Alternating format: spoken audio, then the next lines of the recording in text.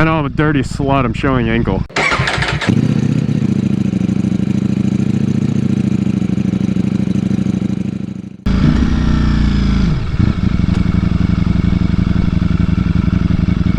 Seriously, did you wait for me to come and then you act like a cock?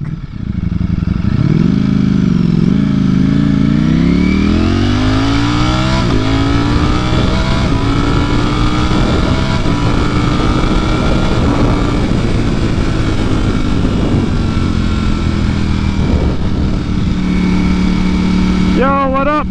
Excuse that crazy person back there. I don't think they know how to drive. I'm pretty sure they were literally just sitting in the middle of the road on their phone. So that's interesting. But what's more interesting is making a decision on what motorcycle you want to buy.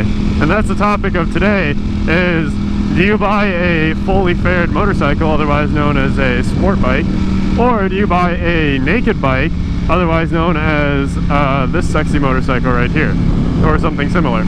I'm kind of going to brush over the pros and cons of each of those bikes. Obviously, I'm fairly biased towards the naked bike because, well, that's what I ride and that's what I like. So I think I'll start off with that because, well, who doesn't want to talk about things they love, right? One of my favorite things about naked bikes is just kind of being able to see everything. You see the engine, you see some of the cables or wires or whatever, but like that's not like my main reason for liking it. But I mean, it just kind of looks cool. Like you see the engine, you see everything that's normally covered by the plastics on a sport bike, and it just makes it look nifty. I don't know, I feel like it gives it a bit more of an aggressive style. The naked bikes usually are fairly aggressive looking because they have to make up for the fact that they don't have all the swooping lines that the sport bikes do. You know, their fairings allow them to work with a little bit more on the aesthetics of the bike. The naked bike, you're kind of limited to the small amount of plastics that you have, and also how the engine looks. So I think they tend to look more aggressive just because they look raw. Everything's out in the open, and they look a lot cooler to me. One thing about naked bikes is that they tend to have a little bit more torque, or at least a little bit more bottom end. And their power is a little lower in the RPM range because I feel like they're more catered towards city riding or like civilian riding, not so much more racing like sport bikes are, or fully fared. So I think the manufacturers want the power easily obtainable. So putting it at the bottom end, right when you're twisting the throttle, right in the beginning of everything, a lot more easily attainable than putting it up at like say 9,000 RPMs. On the other side of things, sport bikes, say like an R1 or a ZX-10R, a Panigale V4, a lot of their power is higher up. So you gotta wind them up a bit, you gotta really work for it. But once you get up there, it's a fucking rocket ship. So they put it up there because it's more for racing. You want more of your power where you're going to be at. So when you're racing, you want higher RPMs pretty much all the time. But the power at the top is where you're going to want it on a race bike or a sport bike. Naked bikes, you're going to want it lower end. You're in the city, you're out on roads like this, you're dealing with traffic, you're going to want that punch right at the beginning so that it's just right there. Naked bikes and wind, they also don't really get along too well. Granted, yes, the bikes are sort of aerodynamic, like the bikes themselves are, but with the rider on them, you're getting a full torso blast of wind. I mean, you're going high speeds on a naked bike, you're feeling every little bit of that wind. Especially on this bike, because there's no windscreen whatsoever. I mean, my dash is a windscreen, that's about all I got. And even when I actually go full tuck and go right behind my dash, I'm still getting a ton of it. So that's something to think about. If you want a naked bike, are you going to be okay with high wind noise? Are you going to be okay with constantly getting blasted by wind on the highway? So like, you're going to want a better helmet. You know, you're going to want a helmet that does well with that. On a sport bike or fully fared motorcycle, you don't really have that issue. I mean, yeah, you'll get wind noise and stuff, but you have a massive windscreen that you can jump behind, and it kind of takes you out of the equation. You know, the wind goes right over you, so it won't be as loud, won't be as obnoxious. It'll be a little bit quieter, I guess. Another huge difference between the two motorcycles are the ergonomics of the bike. So like on a naked bike, you're going to be sitting far more upright than you are on a sport bike. So naked bikes tend to have handlebars, not clip-ons. So the difference between that is these are handlebars. Clip-ons will be attached to the forks down here, like where my turn signals are. Not that far down, but you know, similar. Also, naked bikes, I think, tend to be a little lower, like seat height wise, than sport bikes do. I feel like sport bikes are always, they're always kind of on an angle like that. Naked bikes tend to be a little bit more upright, more straight. And I think that's just because of aerodynamics. You know, it's a sport bike, it's going to be leaned forward.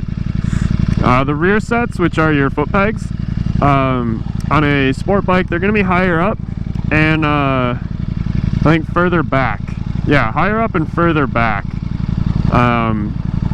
Naked bikes, you're in more of like a sitting chair position. I mean, this one not so much, but they're definitely not as aggressive as some sport bikes rear set setups are. So you're going to really want to think about that when deciding between the two, because say you have a bad back, you have bad wrists, whatever, you just get uncomfortable easily. Well, sport bike might not be your decision, best decision, because riding might just not be enjoyable for you. You're going to be in pain, and you really don't want to be in pain when you're riding, so it's supposed to be a happy thing, you know? Naked bikes like FZ09s, the Street Fighter, the Kawasaki Z series, they all are more upright, they all have handlebars. I personally think they're way more comfortable. I'm a little bitch and I have dainty wrists, so even just driving like a Panigale V2 for a test ride at work, which is only 2 miles, I come back, my hands are actually shaking. I personally can't do it. So tell me what you want, but naked bikes for me are like my preference. I'm more comfortable on them. If I want to take it for a longer ride, it's a lot easier to. I don't have to worry about stopping every, you know, hour and a half to stretch. I could probably go 2-3 hours on this and only stop for gas and be okay. And speaking of long trips, doing a long trip on a sport bike, I mean, where are you going to put your stuff, you know? You can wear a backpack, I guess. I've seen some people put bags on them, like side bags and stuff, panniers, if you will. But, I mean, the bikes themselves aren't really made for that, you know? On a naked bike, some of them come with options from the manufacturer to install bags on them. I mean, I know that the Street Fighter has windscreen options, which I personally think are atrocious. I really don't like them. They just throw off the whole bike's look. But hey man, whatever floats your boat, right? Not my bike. So the naked bikes tend to have a little bit more options of becoming more of a sport touring, if you will, than sport bikes or super sports do. So I mean, you kind of get that, like what type of riding are you wanting to do? Do you want to do a lot of long trips? Do you have a really long commute? When you go to work, do you need to bring a ton of stuff with you? And you want to be able to somehow figure out how to ride your bike? Well, you need a naked bike, you can put bags on it. You can throw stuff in there. You have a little more storage. You can get bags and a backpack. On a sport bike, yeah, you could do it. But it's going to be a little more difficult. They're not really made for it.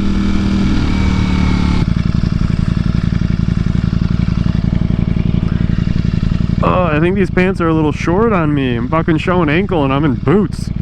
I know I'm a dirty slut, I'm showing ankle. Something else that you don't really think about when looking at the type of bike you want, specifically obviously between naked bikes and super sports or sport bikes, is heat.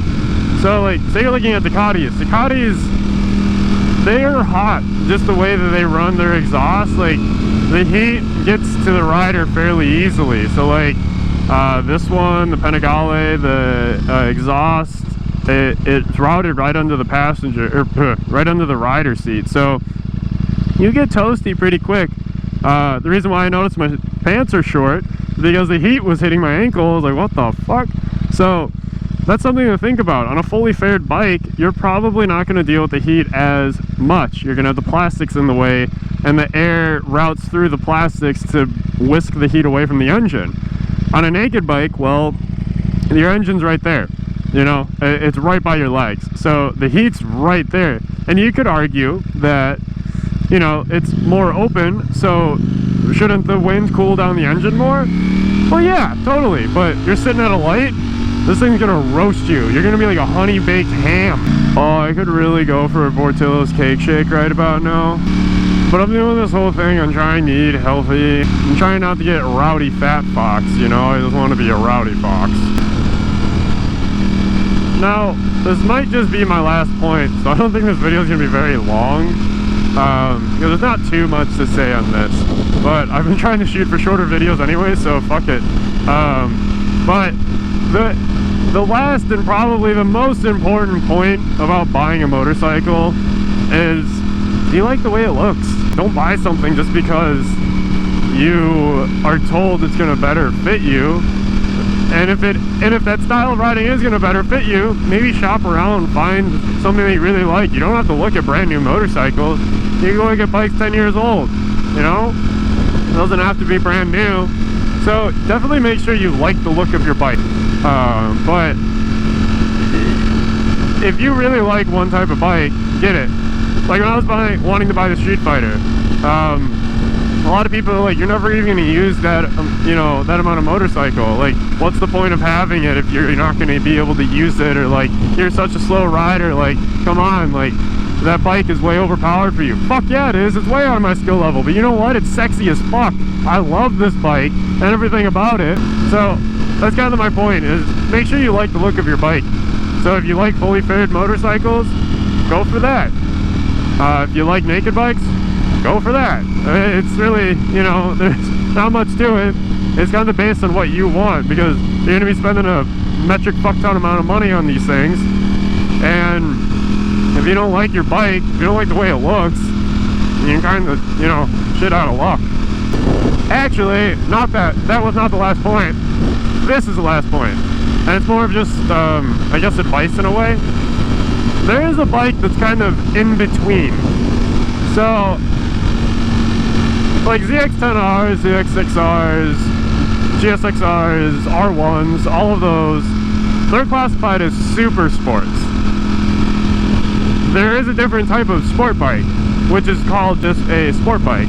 So, since I'm very familiar with Kawi, I'm going to use those as an example. Your ZX10R and your Ninja 1000 are two very different bikes. They have very similar engines, but the Ninja 1000 is going to have higher clip-ons, so they're going to be raised, not to the point of a handlebar, but to the point of being more comfortable than a Super Sport or than the ZX10R. So you could definitely look into those. If you're following this page because you like Ducatis, Ducati, and this is going to get a little confusing because Ducati does things differently. Ducati has the Super Sport, which you should not get confused with the genre of motorcycle Super Sport. It is a sport bike, just called a Super Sport. Their race bikes are called Super Bikes. So you can kind of find something in the middle. So you get the, oh hi Harleys. You can find something in the middle. You can get something that is sporty and fully fared and has raised up bars or clip-ons. But this is a little bit informational, kind of a direction to guide you if that's what you're looking into. Because, well, sometimes it's a little confusing trying to figure out what you want, and it's nice to have someone just kind of like yell at you about things until it kind of sinks in. That's what I'm here to do. So if you want to continue being yelled at by some random guy on the internet that thinks he's really cool because he has a sexy motorcycle, hit that subscribe button, hit that like button, also hit the notification bell, because that's cool, let you know when I'm doing stuff on YouTube. And also follow my Instagram, because it's getting kind of lonely over there, so maybe give it a little bit of love. Alright, that's kind of it for this super short video, but just kind of something to throw out there. So, peace.